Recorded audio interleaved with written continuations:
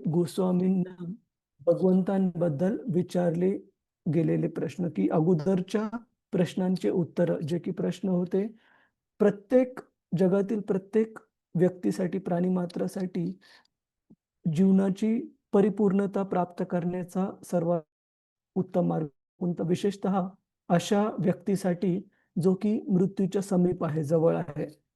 आणि दुसरा प्रश्न होता की कोणत्याही व्यक्तीसाठी चर्चा करण्याचं, श्रवण करण्याचं किंवा कीर्तन करण्याचा जे सर्वोच्च विषय आहे कोणता आहे, आणि असे कोणते विषय आहेत ज्यांच्याबद्दल श्रवण, कीर्तन, चर्चा इत्यादी नाही करायला पाहिजे.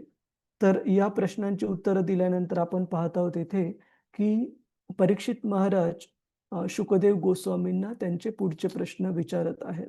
आणि त्याचप्रमाणे शौनकादी ऋषीमुनी गोस्वामींना त्यांनी विनंती केली तिसऱ्या अध्यायाच्या शेवटी की कशा प्रकारे अशा कथांचं पण वर्णन करा ज्या की भगवंतांच्या, कृष्णांच्या कथांमध्ये ज्यांचा निष्कर्ष येईल. तर आपण श्लोक क्रमांक 10 पासून सुरुवात करूया. श्लोक क्रमांक बरोबर आहे ना माताजी? हो हो प्रभू. हरे कृष्ण. ओके ओके, ठीक आहे. कृपया म्हणण्याचा प्रयत्न करा. विचिकित्सित मे तन्मे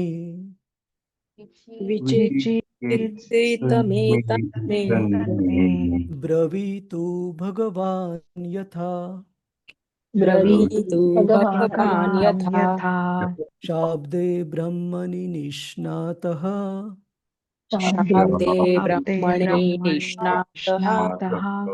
परमस्मिंश्च भवान् खलु.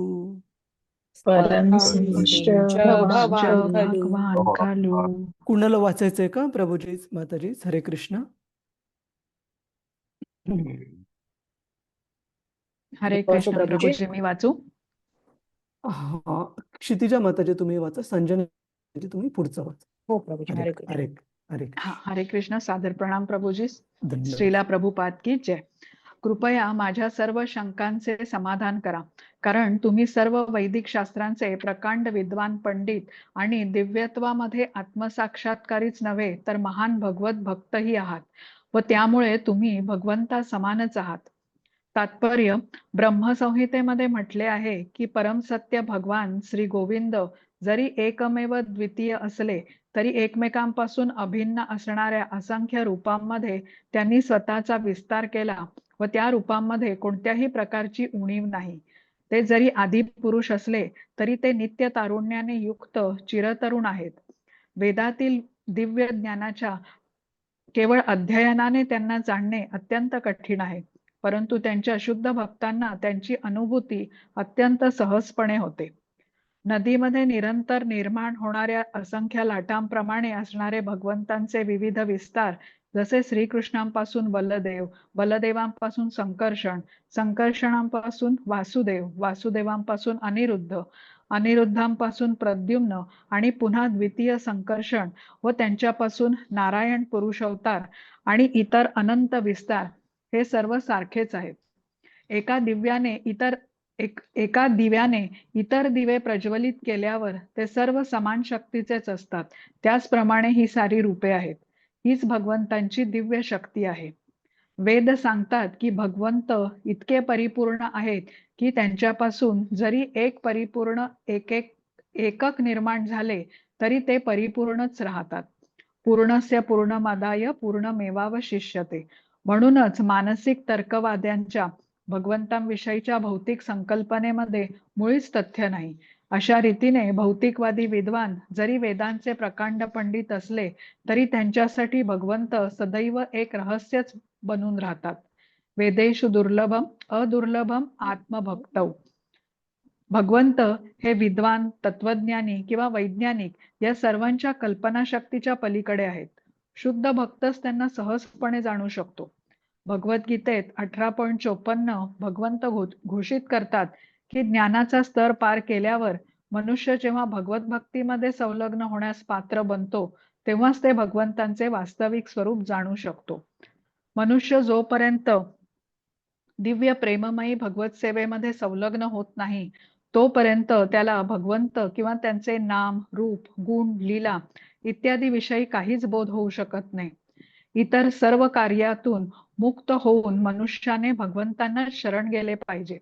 या भगवद्गीतेतील विधानाचा अर्थच असा आहे की त्याने शुद्ध व निष्ठावान भगवत भक्त झाले पाहिजे. तदुपरांतच भक्तिपूर्ण सेवेच्या सामर्थ्यावर तो भगवंतांना जाणू शकतो.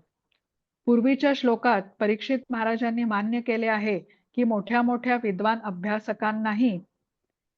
अभ्यासकांसाठीही भगवंत अचिंत्यच आहेत. असे असतानाही त्यांनी पुन्हा शुकदेव गोस्वामींना आपले अपूर्ण ज्ञान स्पष्ट करण्याची विनंती का केली असावी? याचे कारण स्पष्टच आहे. शुकदेव गोस्वामी हे केवळ मोठे वैदिक विद्वानच नव्हते, तर ते महान आत्मसाक्षात्कारी जीव आणि सामर्थ्यशाली भगवत भक्तही होते. एक सामर्थ्यशाली भगवत भक्त हा भगवंतांच्या कृपेमुळेच भगवंतांपेक्षाही श्रेष्ठ असतो. प्रभू श्री रामचंद्रांनी लंकेला जाण्यासाठी हिंदी महासागरावर सेतू बांधण्याचा प्रयत्न केला, परंतु विशुद्ध भगवत भक्त हनुमंताने केवळ उडी मारून विशाल महासागर पार केला. भगवंत आपल्या अनन्य भक्तांविषयी इतके कृपाळू असतात की ते त्याला स्वतःपेक्षाही सामर्थ्यशाली म्हणून प्रस्तुत करतात. दुर्वास मुनी भौतिक अवस्थेतच सरळ भगवंतांकडे जाण्या इतके समर्थ होते, तरी त्यांचे रक्षण करण्यास आपण असमर्थ आहोत असे भगवंतांनी सांगितले. तथापि महान भगवत भक्त अमरीश महाराजांनी दुर्वास मुनींना वाचवले. म्हणून भक्त हा भगवंतांपेक्षा महान आहे इतकेच नव्हे, तर भक्तांची पूजा ही भगवंतांच्या प्रत्यक्ष पूजेपेक्षाही अधिक परिणामकारक आहे. मद्भक्त पूजभ्याधिका. म्हणून निष्कर्ष असा की गंभीर भक्ताने सर्वप्रथम आध्यात्मिक गुरूंकडे जाणे आवश्यक आहे. आणि हा आध्यात्मिक गुरु केवळ वेद पारंगतच नव्हे, तर भगवंत आणि त्यांच्या विविध शक्तींची वास्तविक अनुभूती झालेला महान भगवत भक्तही असला पाहिजे. अशा भक्त आध्यात्मिक गुरुच्या सहाय्या वाचून कोणीही दिव्य भगवत विज्ञानामध्ये प्रगती करू शकत नाही. शुकदेव गोस्वामींसारखा अधिकृत आध्यात्मिक गुरु केवळ भगवंतांच्या अंतरंग शक्तींच्या कार्याविषयीच बोलत नाही, तर भगवंत आपल्या बहिरंग शक्तीबरोबर कसे कार्य करतात याचे देखील वर्णन करतो. अंतरंगा शक्तीतील भगवंतांच्या लीला या वृंदावनात प्रकट होतात, तर त्यांची बहिरंगा शक्तीतील कार्ये त्यांच्या कारणोदक्षाई विष्णू, गर्भोदक्षाई विष्णू आणि क्षीरोदक्षाई विष्णू या 3 पुरुष रूपांद्वारे मार्गदर्शित केली जातात. श्रील विश्वनाथ चक्रवर्ती उत्सुक वैष्णवांना बहुमोल सल्ला देताना म्हणतात की त्यांनी भगवंतांच्या केवळ रासलीलाच श्रवण करण्यासाठी उत्सुक असू नये, तर परीक्षित महाराजांसारख्या आदर्श शिष्याचे आणि शुकदेव गोस्वामींसारख्या आदर्श आध्यात्मिक गुरुचे चरणानुगमन करून भगवंतांनी सृष्टी तत्व अर्थात सृष्टी निर्मितीची क्रिया करण्यासाठी पुरुष अवतारांद्वारे केलेल्या लीलांमध्येही तितकीच उत्कट जिज्ञासा दाखवावी. हरे कृष्ण. श्रीला प्रभुपाद की जय. हरे कृष्ण. धन्यवाद माताजी. तर या तात्पर्यामध्ये आपण पाहतो की सुरुवातीच्या तात्पर्याच्या भागामध्ये श्रील प्रभुपादांनी सांगितलंय की कशा प्रकारे भगवंतांना जाणणं हे महान मोठ्या मोठ्या विद्वानांच्या बुद्धीच्या पण पलीकडचं काम आहे. या संबंधी आपण भगवंत स्वतः भगवद्गीतेमध्ये सांगताना पाहतो की नमे विदु सुरगणा. भगवंत 10व्या अध्यायामध्ये दुसऱ्या श्लोकामध्ये सांगतात की नमे विदु सुरगणा प्रभवम न महर्षयः अहम आदिर्हि देवानां महर्षीणां च सर्वशः. की साधारण व्यक्तींनाच काय, तर महान देवी देवतांना पण किंवा महान ऋषी मुनींना पण भगवंतांना जाणणं ही सोपी गोष्ट नाहीये. आणि भागवतामध्ये भगवंतांना कोण व्यक्ती भागवतामध्ये किंवा भगवद्गीतेमध्ये भगवंतांना कोण व्यक्ती जाणू शकतो हे सांगितलेलं आहे प्रभुजीज माताजीज. कोणत्या व्यक्तीबद्दल सांगितले कोण जाणू शकतो भगवंतांना? एक भक्त जाणू शकतो. भक्त जाणू शकतो. एक भक्तच जाणू शकतो. आणि याच्याबद्दल कोणता श्लोक कुणाला सांगता येईल का भगवद्गीतेचा, जिथे भगवंत सांगतात की भक्तच केवळ जाणू शकतात त्यांना? भगवंत म्हणतात 18व्या अध्यायामध्ये की भक्त्या माम अभिजानाति यावन यश्चास्मि तत्वतः, की केवळ भक्तच भगवंतांना ते जसे आहेत तसे जाणू शकतात. बाकीचे महान देवी देवता किंवा महान ऋषीमुनी गण पण जोपर्यंत भगवंतांची कृपा त्यांना प्राप्त होत नाही तोपर्यंत भगवंतांना जाणणं यांच्यासाठी अवघड आहे. तर श्रील प्रभुपादजी विशेष प्रकारे जे भौतिक स्तरावरचे विद्वान आहेत त्यांचं उदाहरण देतात की आपल्यापैकी सर्वांना ही गोष्ट माहिती आहे. भौतिक स्तरावर कोणत्याही मोठ्या गोष्टीमधून त्याचा जर भाग काढून घेतला तर ती गोष्ट तेवढ्या आकारमानाने कमी होते. उदाहरणार्थ एखाद्या भांड्यामध्ये समजा 10 ग्लास जर आपण पाणी ठेवलेलं असेल, त्याच्यातून जर तुम्ही 1 ग्लास पाणी जर काढलं तर 9 ग्लास पाणी उरेल. परंतु भगवंतांच्या बाबतीमध्ये, भगवंतांच्या विस्ताराच्या बाबतीमध्ये हे जे गणित आहे ते लागू पडत नाही. का? इथे श्रील प्रभुपादजी ईशोपनिषदच्या एका श्लोकाचा रेफरन्स देत आहेत. एकदा आपण तो श्लोक पण पाहू.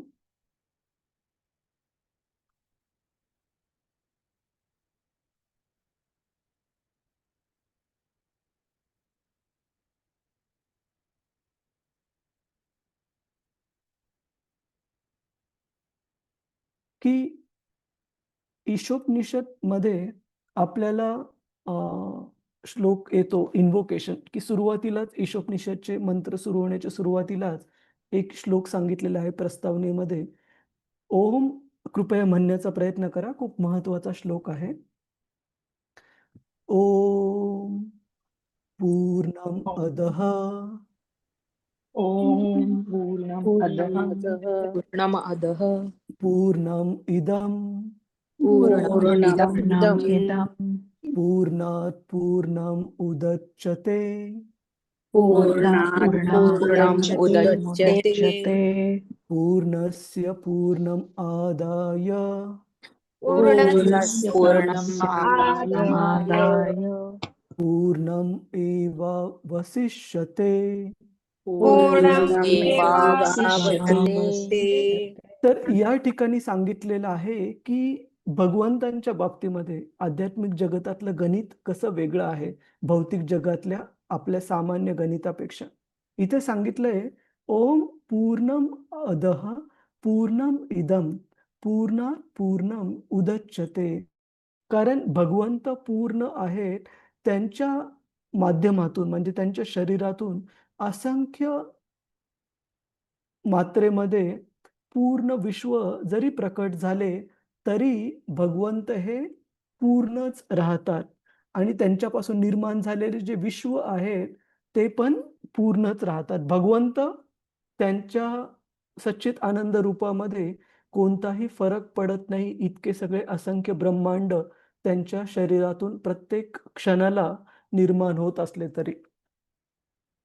जसं की एक भौतिक जगातलं एक छोटंसं उदाहरण जर द्यायचं झालं तर उदाहरणार्थ समुद्र आहे. तर आपण पाहतो की उन्हाळ्यामध्ये समुद्राचं कितीतरी पाण्याचं बाष्पीभवन होतं सूर्याद्वारे.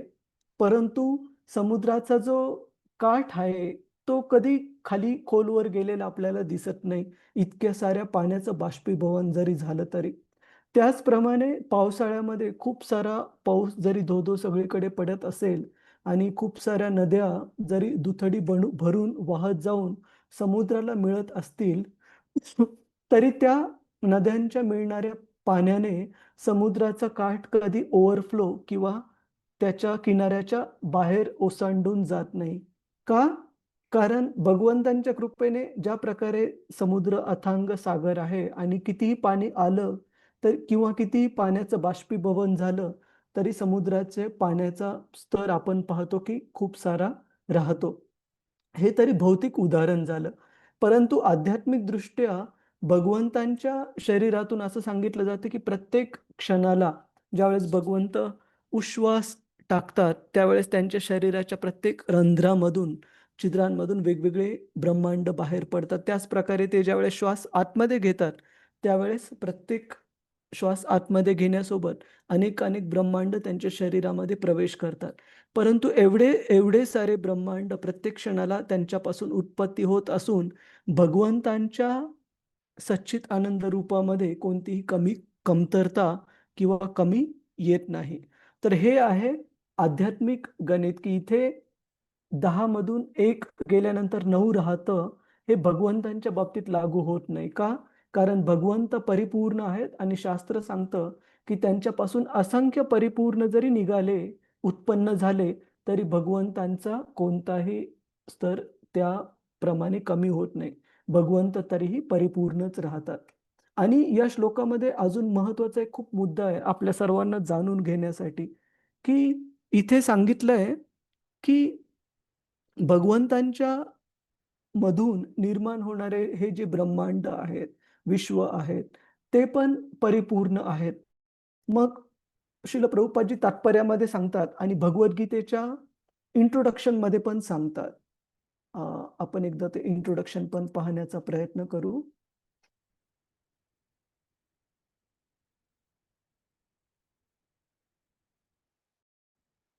हां. 1 मिनिट.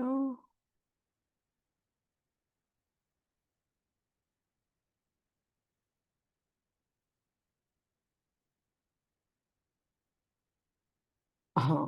भगवद्गीतेच्या इंट्रोडक्शनमध्ये आता मला पेज वगैरे तर सांगता येणार नाही, कारण इथे डिजिटल कॉपी आहे ही. पण खूप छान वाक्य आहे एक आणि हे आपण सगळ्यांनी समजून घेणं खूप आवश्यक आहे, आपल्या जीवनामध्ये आत्मसात करण्यासाठी, अंमलात आणण्यासाठी. भगवद्गीता आणि ईशोपनिषदमध्ये पण काय सांगितलंय, की भगवंतापासून जे पण ब्रह्मांड तयार होतात, प्रभूजीज आणि माताजीज, ते पूर्ण प्रकारे परिपूर्ण आहेत. कशासाठी परिपूर्ण आहेत? म्हणजे ह्या जगामध्ये सगळ्या ज्या आवश्यक सुविधा आहेत, त्या भगवंतांनी करून दिल्या आहेत. कशासाठी आवश्यक सुविधा?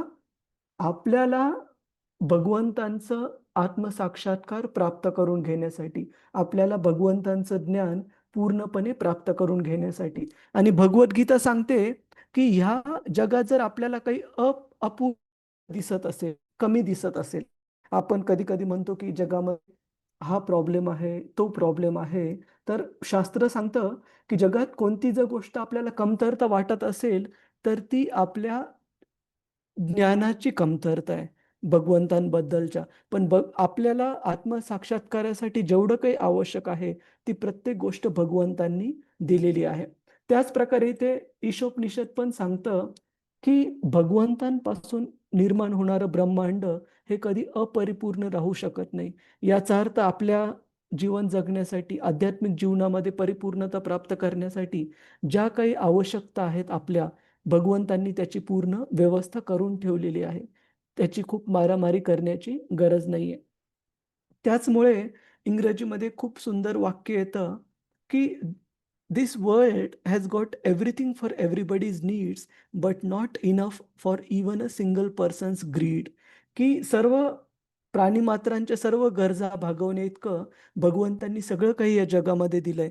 परंतु एकाही व्यक्तीची जी ग्रीड म्हणजे जो लोभ आहे, तो लोभ पूर्ण करण्यासाठी एकाही व्यक्तीचा लोभ पूर्ण करण्याची क्षमता ह्या जगामध्ये नाहीये.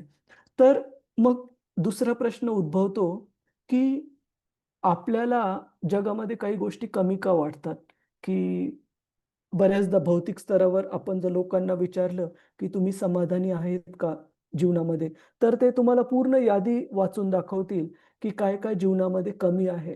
त्याचं मुख्य कारण शास्त्र सांगतं आणि भगवंतांचे महान भक्त सांगतात, की भगवंतांनी काही देण्यामध्ये कमी नाही केलेली, परंतु आपला जो लोभ जो आहे अधिकाधिक गोष्टी आपल्या स्वतःसाठी राखून ठेवण्याचा, त्या लोभामुळे भगवंतांनी परिपूर्ण जगत बनवलेलं असतानाही आपल्याला गोष्टी कमी दिसतात. श्रील प्रभुपादांचे गुरु महाराज, ज्यांचं नाव होतं श्रील भक्तिसिद्धांत सरस्वती ठाकूर, ते एक गोष्ट म्हणायचे. ते म्हणायचे, की "there is no lack of anything in this world except the lack of Krishna consciousness." की भगवत भक्ती जर सोडली, तर या भौतिक जगामध्ये दुसरी कोणतीच गोष्टीची कमी नाहीये.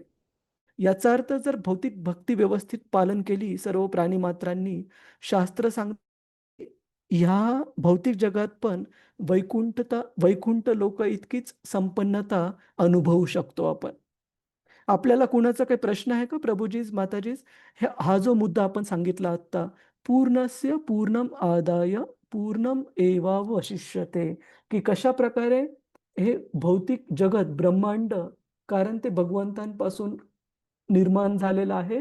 भगवंतांपासून झालेलं प्रत्येक निर्माण शास्त्र सांगतं की परिपूर्ण आहे आणि त्याच्यामध्ये कोणती गोष्ट कमी आपण त्याच वेळेला पाहतो ज्या वेळेस आपण पूर्णपणे भक्तीप्रती समर्पित नाही आहोत.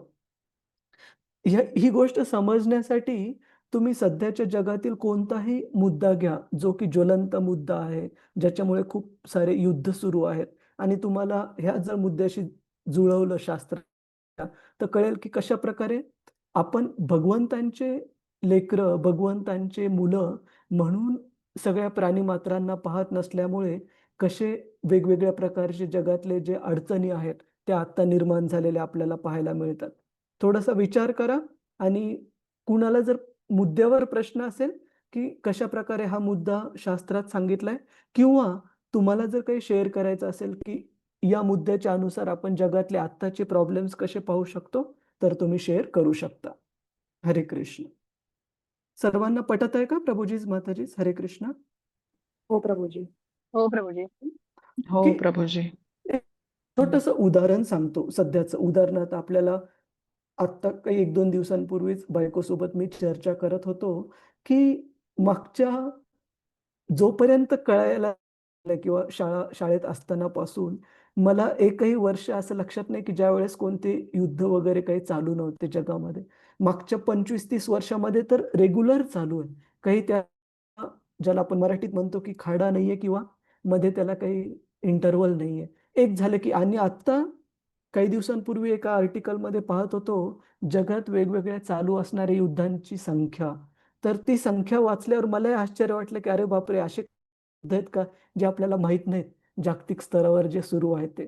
छोटे-मोठे म्हणा, सगळीकडे चालू आहेत आणि ह्या युद्धांचं जर आपण एक मूलभूत तत्व जर समजून घेण्याचा प्रयत्न केला, तर ते मूलभूत तत्व आहे, की प्रत्येक देश विचार करतो, की ही जमीन, हा सागर, ही भूमी, ही संपन्नता, ही माझी आहे आणि या माझ्या देशवासियांची आहे. पण हा नाही विचार करत आपण, की या जन्मामध्ये मृत्यू झाल्यानंतर आपल्या हातात आहे का, की आपल्या शत्रू राष्ट्रामध्ये आपल्याला जन्म मिळणार नाही? आपल्यापैकी कोणी सांगू शकतं का? प्रभूजीच माताजी 100%? हां, आपण भगवत भक्त होण्यासाठी प्रयत्न करत आहोत. भगवत धामात जाण्यासाठी प्रयत्न करत आहोत. परंतु भौतिक जगात जर जन्म घ्यावा लागला, तर आपण गॅरंटी देऊ शकतो का, की शत्रू राष्ट्रामध्ये आपल्याला जन्म नाही प्राप्त होणार? येस प्रभूजीज माताजीज? कोणी 100% श्युरिटी सांगू नाही शकतं? प्रभूजी. नाही सांगू नाही शकत. नाही प्रभूजी. याचा अर्थ असा, की आपण आज ज्यांच्या विरुद्ध लढत आहोत, कदाचित पुढच्या जन्मात त्यांच्याकडूनच आपल्या आत्ताच्या राष्ट्राच्या विरुद्ध लढू शकू, जर आपण भौतिक जगात परत यावं लागलं तर. तर सांगण्याचा अर्थ असा, की ज्या गोष्टीला आपण आपल्या समाजाची, देशाची संपत्ती समजतो, शास्त्र सांगतात, की ती आपली नाहीच आहे. ती आहे आपल्या शाश्वत वडिलांची, म्हणजे भगवंतांची. आणि ह्याच ईशोपनिषदमध्ये पुढच्या श्लोकामध्ये भगवंत सांगतात, की प्रत्येक व्यक्तीने त्या व्यक्तीसाठी जो ठरवून दिलेला भगवंतांनी दिलेला कोटा आहे, म्हणजे जो भाग आहे, तोच स्वीकारायला पाहिजे. दुसरा कोणता भाग नाही स्वीकारायला पाहिजे, हे जाणून की तो दुसऱ्या कोणत्यातरी प्राणीमात्रासाठी भगवंतांनी ठेवलाय. जसं की साधं सोपं उदाहरण दिलं जातं, की आपण जर धान्य काही रोडवर जर धान्याचं एखादं पोतं ठेवलं प्रभूजीज माताजीज उघडून, तर पक्षी वगैरे जे भुकेलेले असतात, ते येतील आणि काय करतील प्रभूजीज माताजी? ते येतील, त्यांना काय लागतं तेवढे दाणे वेचतील, खातील आणि निघून जातील.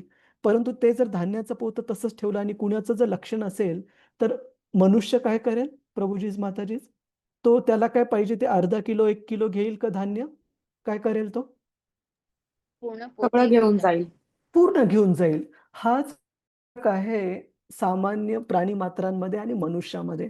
फरक हा आहे, की शास्त्र आपल्याला सांगण्याचा विचार प्रयत्न करत आहे, की आपल्या प्रत्येकासाठी म्हणजे एका मुंगीसाठी पण, प्रत्येक छोट्या कीटकासाठी पण, की मोठ्यातल्या मोठ्या महाकाय हत्तीपर्यंत भगवंतांनी प्रत्येक प्राणीमात्राच्या जगण्याची व्यवस्था करून ठेवली.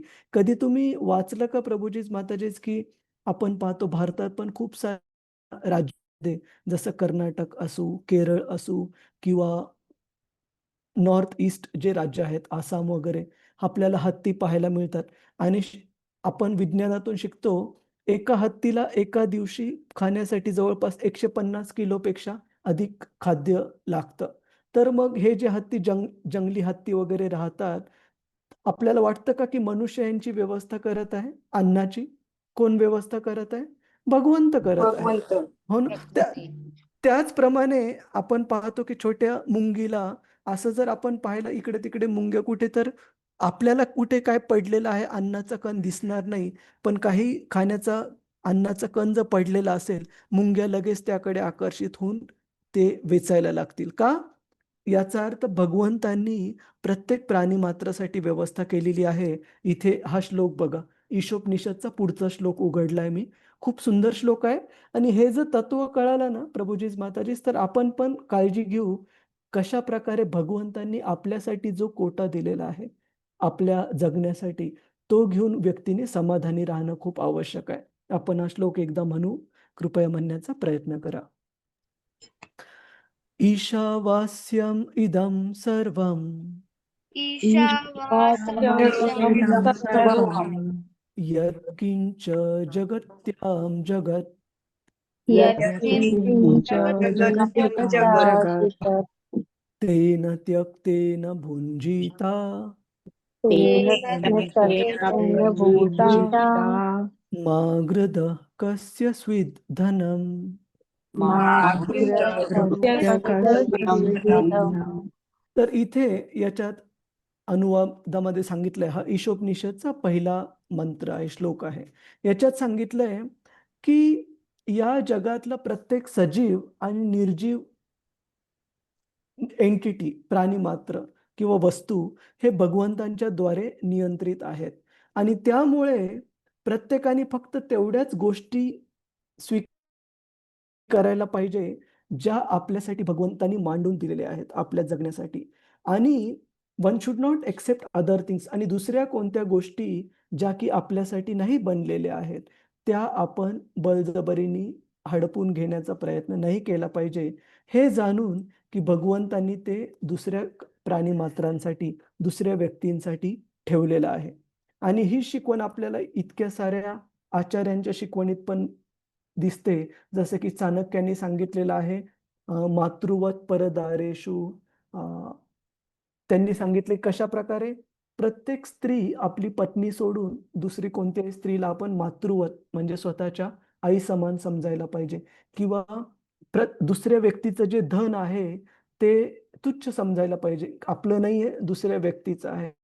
तर सांगण्याचा अर्थ असा, की हे जर तत्व आपण व्यवस्थित समजून घेतलं, तर आजच्या प्रत्येक भांडणाचा किंवा युद्धाचा जो मूलभूत पाया आहे, याच गोष्टीवर आधारित आपल्याला दिसेल, की कारण मनुष्य, देश, समाज हा विचार करतात, की ही गोष्ट माझ्या मालकीची किंवा समाजाच्या मालकीची किंवा देशाच्या मालकीची, हे न जाणता की भगवंतांनी सर्व प्राणीमात्रांसाठी वेगवेगळ्या गोष्टी दिलेल्या आहेत आखून आणि भगवंतांचे लेकरं म्हणून प्रत्येकाला त्याचा त्याचा कोटा प्राप्त व्हावा, हे बघणं आवश्यक आहे. ना की आपण अधिकाधिक लोभ करून अधिकाधिक प्राप्त करण्याचा विचार करणं. तर इथे श्रील प्रभुपादजी लिहितात, की हे जे भगवंतांबद्दलचं सत्य आहे, तो कोण जाणू शकतो? भौतिकवादी विद्वान किंवा तत्वज्ञानी नाही जाणू शकत. केवळ आणि केवळ भगवत भक्तच जाणू शकतो. त्याच्यामुळे आपण भगवद्गीतेतला तो श्लोक पाहिला, भक्त्या माम अभिजानाति यावन् यश्चास्मि तत्वतः, की भगवंतांबद्दलचं सत्य तत्वतः केवळ भक्तीमध्ये जोडल्या जाऊनच आपण प्राप्त करू शकतो.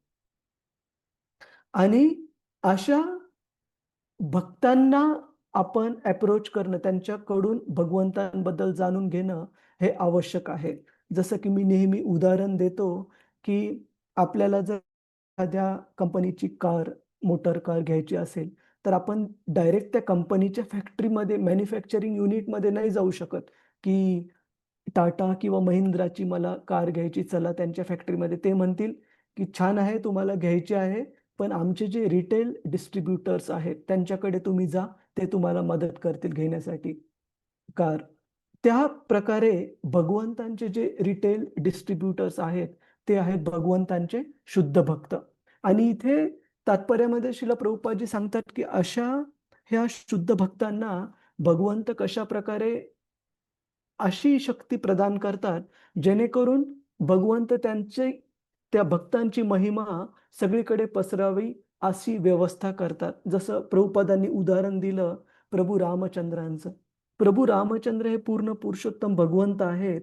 सीता मातेला शोधण्यासाठी परत प्राप्त करण्यासाठी त्यांना कोणत्याही जीवाची मदतीची गरज नाहीये.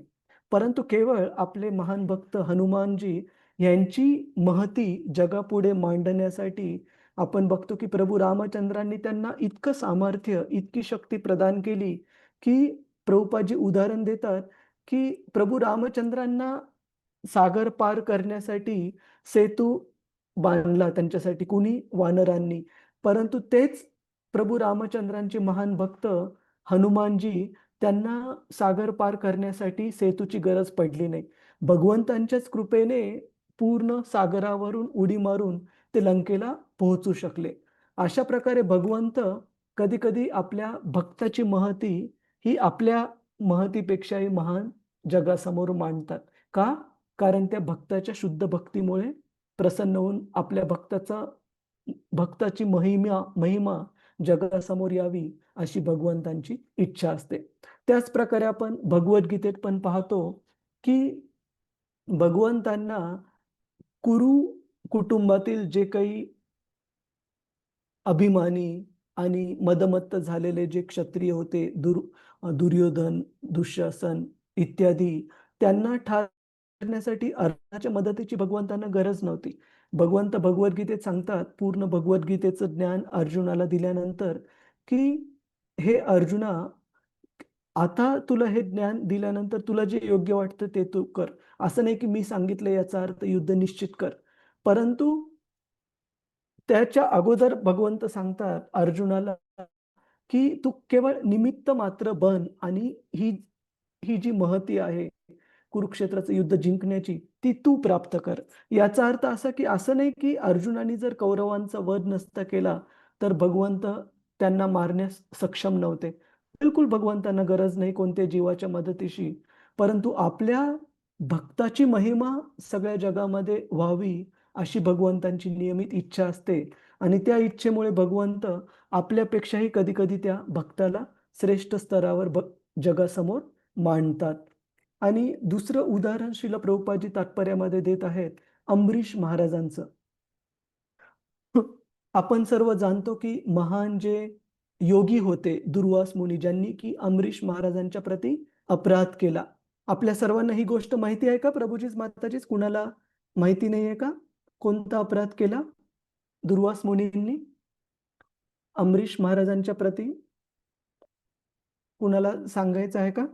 अपमान केला ना प्रभूजी, हां. त्यांचा त्यांनी पारायणा आधी केला म्हणून. हां. केवळ अपमान नाही, तर त्यांना ठार मारण्यासाठी फिअरी म्हणजे अग्नीने भरलेला अस्त्र पण निर्माण केला दुर्वास मुनींनी. परंतु ह्या अपराधामुळे दुर्वास मुनींच्या पाठीमागे काय लागलं? संजना माता? सुदर्शन चक्र. सुदर्शन चक्र. सुदर्शन चक्र लागलं आणि ते अशा प्रकारे दुर्वास मुनींच्या मागे लागलं, की दुर्वास मुनींनी सर्व तीनही लोकांमध्ये वेगवेगळ्या ठिकाणी जाण्याचा प्रयत्न केला. इन्क्लुडिंग ब्रह्मलोकामध्ये पण जाण्याचा प्रयत्न केला. परंतु ब्रह्माजींनी सांगितलं, की मी आपली मदत करू शकत नाही. का? कारण आपण एका अंबरीश महाराजांसारख्या महान भक्ताच्या प्रती अपराध केला आहे. आणि शास्त्र सांगतं, की त्या भौतिक शरीराला घेऊन दुर्वास मुनी वैकुंठ लोकापर्यंत गेले आणि वैकुंठ लोकामध्ये भगवंतांकडून रक्षण मागितलं आणि भगवंत काय म्हणाले, की माझे जे शुद्ध भक्त आहेत ते माझ्या हृदयामध्ये वास करतात आणि माझ्या शुद्ध भक्तांच्या हृदयामध्ये मी वास करतो. त्याच्यामुळे मला माझ्या भक्तांशिवाय दुसरं काहीच मी जाणत नाही आणि माझ्या भक्तांना पण माझ्याशिवाय दुसरं काहीच ते जाणत नाहीत. त्याच्यामुळे आपण अशा महान भक्तांच्या प्रती अपराध केलेला आहे. आपल्याला जर आपले प्राण वाचवायचे आहेत तर काय करावं लागेल?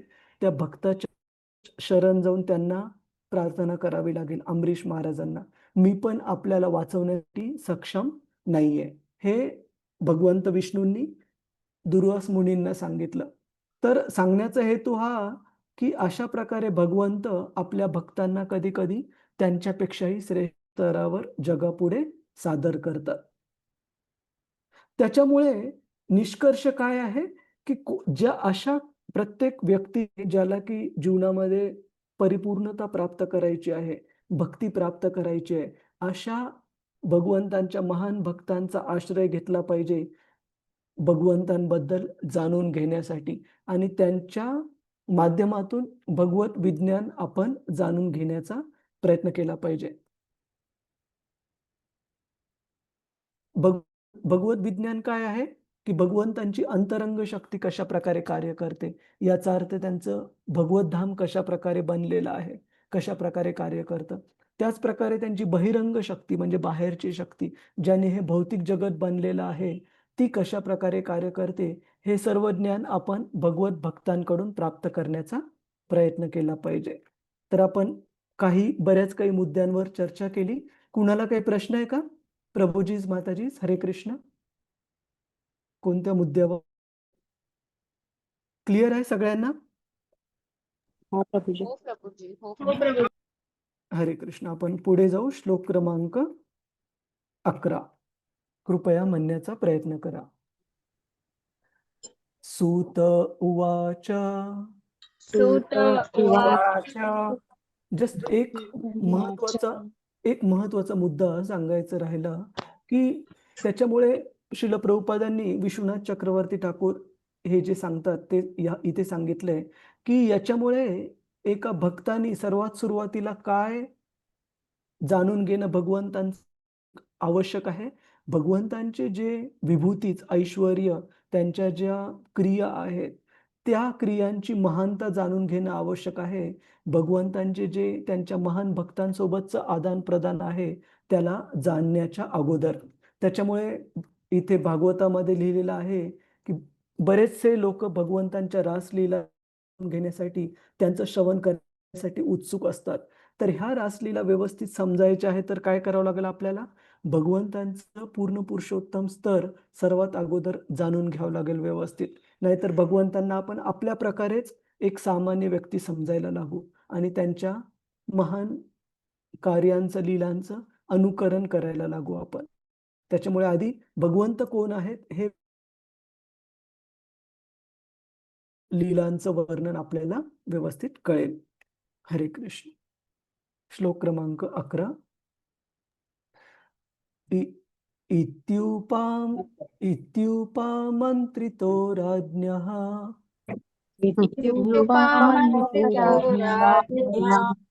गुणानुकथने हरेः ऋषिकेशम् अनुस्मृत्य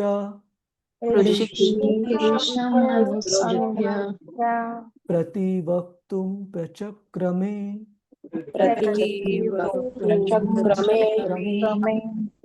हरे कृष्ण. संजना माताजी. हरे कृष्ण प्रभूजी. धन्यवाद. श्रील प्रभुपाद की जय. सूत गोस्वामी म्हणाले, भगवंतांच्या सृजन शक्तीचे वर्णन करण्याची परीक्षित महाराजांनी शुकदेव गोस्वामींना विनंती केली.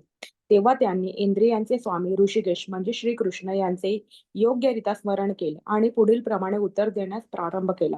तात्पर्य: श्रील प्रभुपाद द्वारा प्रवचन करताना आणि भगवंतांच्या दिव्य गुणांचे वर्णन करताना आपण स्वतंत्रपणे काही करू शकतो असा विचार भगवत भक्त कधीही करीत नाहीत. इंद्रियांचे स्वामी श्री भगवंत जे काही बोलण्यास स्फूर्ती देतात तेच केवळ आपण बोलू शकतो असे त्यांना वाटते.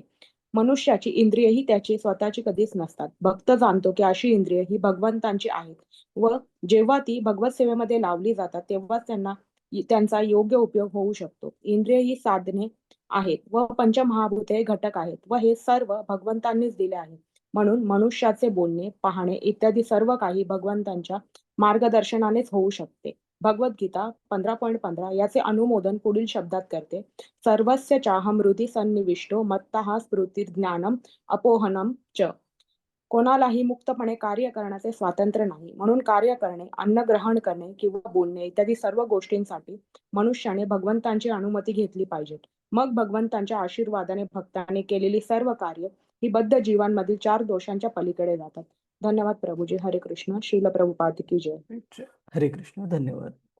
तर इथे या संदर्भामध्ये आपण पाहतो श्रील प्रभुपादजी एक वाक्य नेहमी सांगायचे त्यांच्या अनुयायांना, की श्रील प्रभुपाद सांगायचे की one should not be proud of borrowed blooms.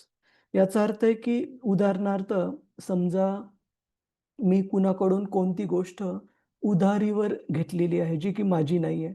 उदाहरणार्थ मी कोणत्या व्यक्तीला काही काळापुरती वापरण्यासाठी कार त्या व्यक्तीची मागून घे आणि मी जर शो ऑफ करत असेल त्या कारचा समाजामध्ये किंवा बाहेरच्या जगामध्ये, तर तो वेडेपणा ठरेल. का? कारण ती गोष्ट माझी नाही आहे, कुणा दुसऱ्या व्यक्तीची आहे आणि काही काळापुरती वापरण्यासाठी त्या व्यक्तीने ती मला दिलेली आहे. त्याच प्रकारे श्रील प्रभुपादजी सांगतात की या भौतिक जगातले जे प्रत्येक गोष्ट आहे, केवळ गोष्टच नाही, इथे भगवद्गीतेच्या श्लोकाचा रेफरन्स दिलेला आहे की सर्वस्य चाहम हृदि सन्निविष्टो मत स्मृतीर ज्ञानम अपोहनम च. या श्लोकामध्ये भगवंत सांगतात की सर्व व्यक्तींच्या हृदयाच्या भागामध्ये भगवंत निवास करतात परमात्मा रूपामध्ये आणि त्या परमात्मा रूपामधूनच भगवंतांपासूनच आपल्याला काय प्राप्त होतं? स्मृतीर म्हणजे लक्षात ठेवण्याची क्षमता, स्मृतीर ज्ञानम म्हणजे ज्ञान भगवंतांच्याच कृपेने आणि अपोहनम, अपोहनम म्हणजे विस्मृती किंवा विसर पडणे. भगवंतांच्याच कृपेने आपल्याला स्मृती प्राप्त होते, विस्मृती प्राप्त होते, ज्ञान प्राप्त होतं. मग जर प्रत्येक गोष्ट आपल्याला जगण्यासाठी लागणारी, उदाहरणार्थ पाहण्याची क्षमता, विचार करण्याची क्षमता, बोलण्याची क्षमता, कष्ट घेण्याची क्षमता, बुद्धिमत्ता, सूर्य, चंद्र, पाणी, हवा, ऑक्सिजन इत्यादी, हे सर्व जर भगवंतांच्या कृपेने आपल्याला प्राप्त झालेलं आहे किंवा वापरण्यास मिळत आहे, तर हे आपलं कर्तव्य नाही आहे का? की ह्या इंद्रियांचे जे स्वामी आहेत, जे मालक आहेत, त्यांच्या सेवेसाठी आपण हे इंद्रिय वापरावे. याबद्दल खूप छान श्लोक येतो शास्त्रामध्ये, आपण एकदा पाहू.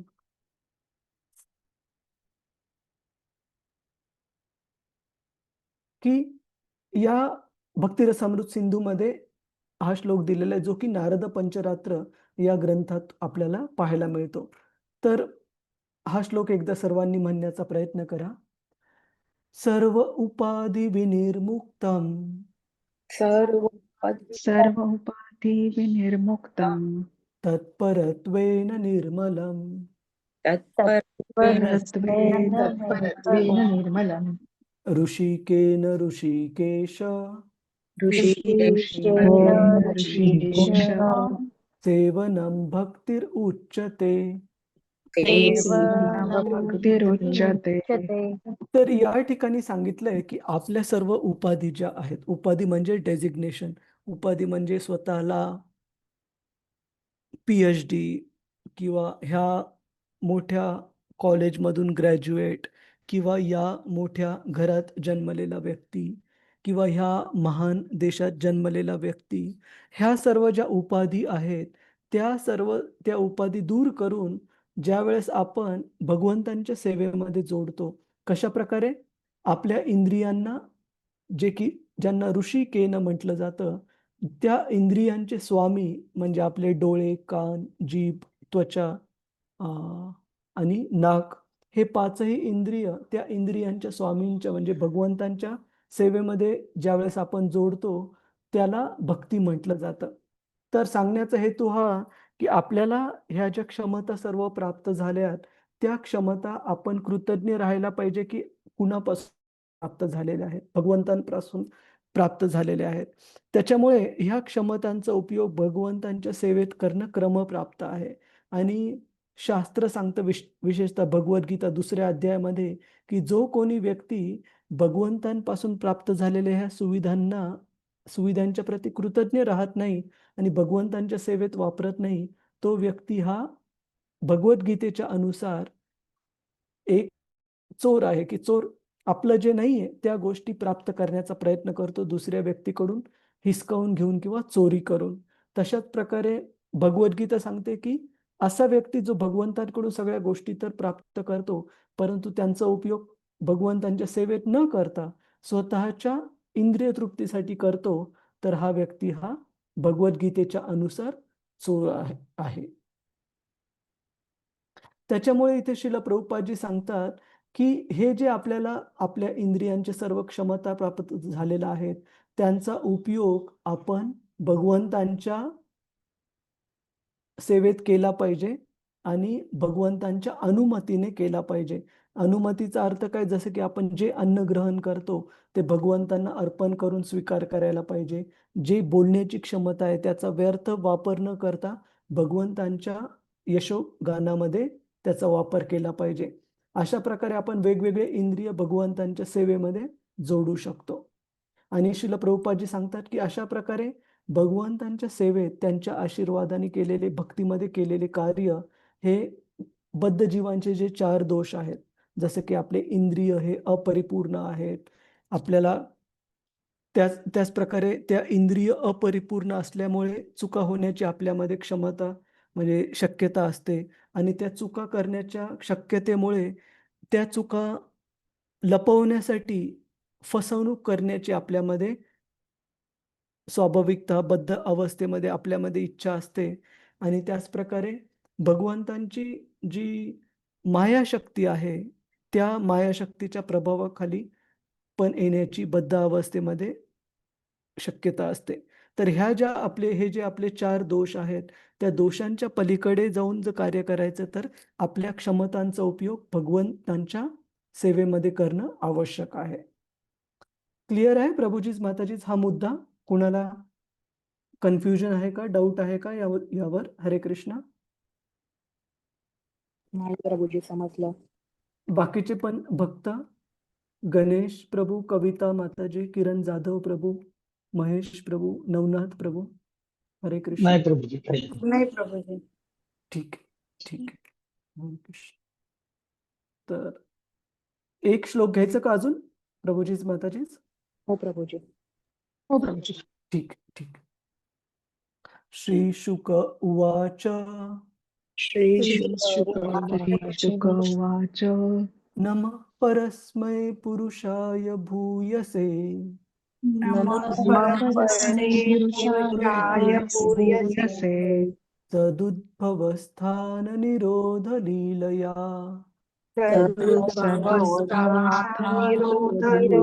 लीलया गृहीत शक्ती त्रितयाय देहिनां गृहीत शक्तियाय देहिना अंतर्भवायान उपलक्ष वर्त्मने.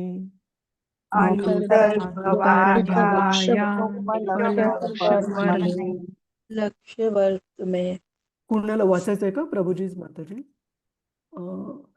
चित्रा प्रभूजी. चित्रा माताजी, तुम्हाला वाचायचं आहे का? तुम्ही हात वर केलेला. ठीक आहे. पूजा माताजी, तुम्ही पुढच्या वेळेला वाचा. हरे कृष्ण. हो हरे प्रभुजी सादर प्रणाम. दंडवत. अनुवाद. श्री शुकदेव गोस्वामी म्हणाले, परम श्रेष्ठ परम पुरुष भगवंतांना मी सादर प्रणाम करतो.